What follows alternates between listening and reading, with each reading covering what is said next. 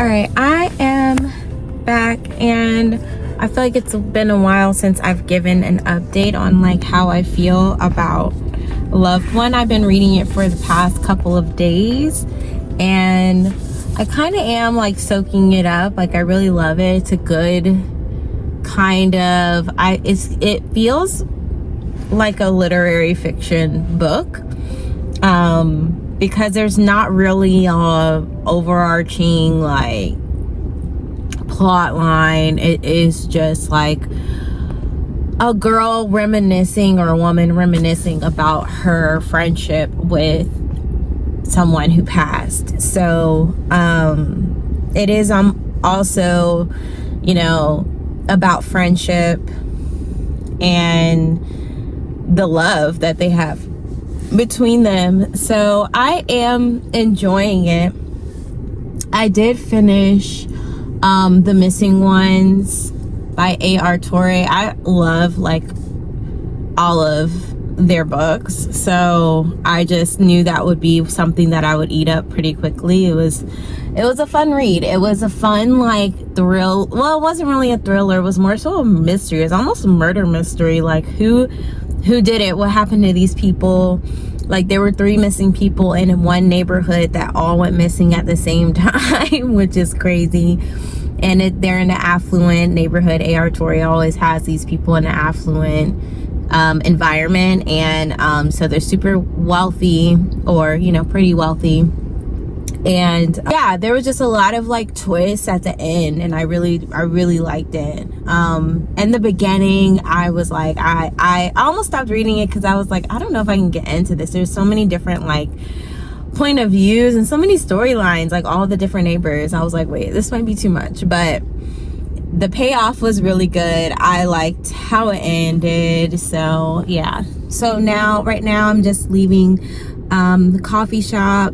I got myself a matcha.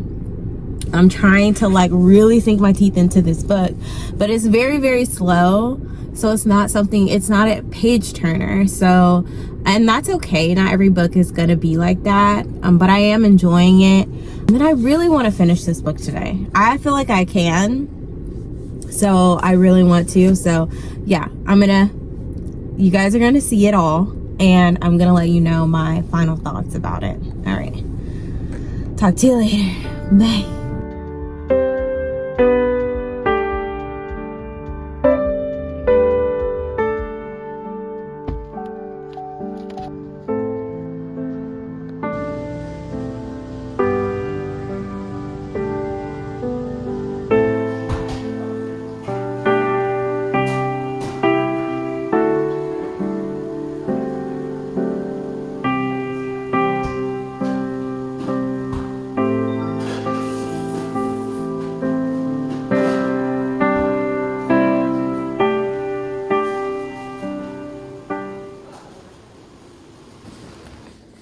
Want to close out this video. So what you just saw was me at the coffee shop, still reading the same book. I try not to beat myself up about only reading one book in a reading vlog, because I feel like that's a little bit more realistic, especially when you have a really good book. Like, when I have a book that has a lot of depth, a lot of layers, a lot of characters, timelines, I do like to take my time with them. Like, I don't like to rush through, especially if it's like a, you know, like more literary, more, you know, poetic writing and stuff. Like, I do try and take my time to sink my teeth into those types of books.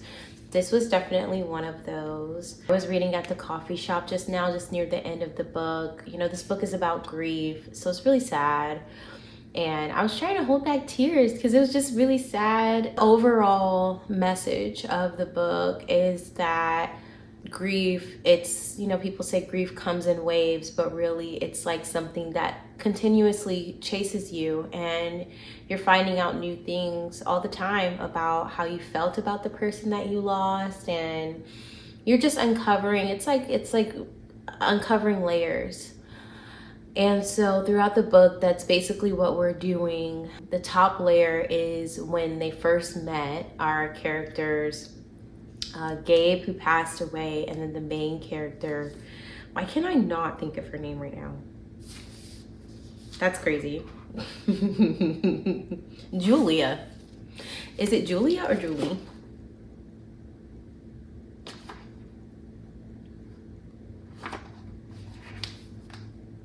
It's from her perspective, so it's not like I'm seeing her name all the time. But it's either Julia or Julie. And so our two characters, they meet in Barcelona. They basically fall in love when they're really young. They're in their late teens, I believe. At first, when I was reading it, I thought they were in college at least. But I don't think they had gone to college yet. It was like the summer before college. And they fell in love, and basically he broke up with her because he had to go follow his dream, become a musician.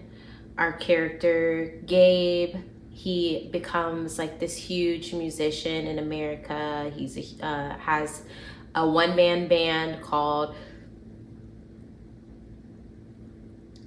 it's called Separate Bedrooms. And I thought the whole build out around the band and everything, that was really cool because it made it feel very real.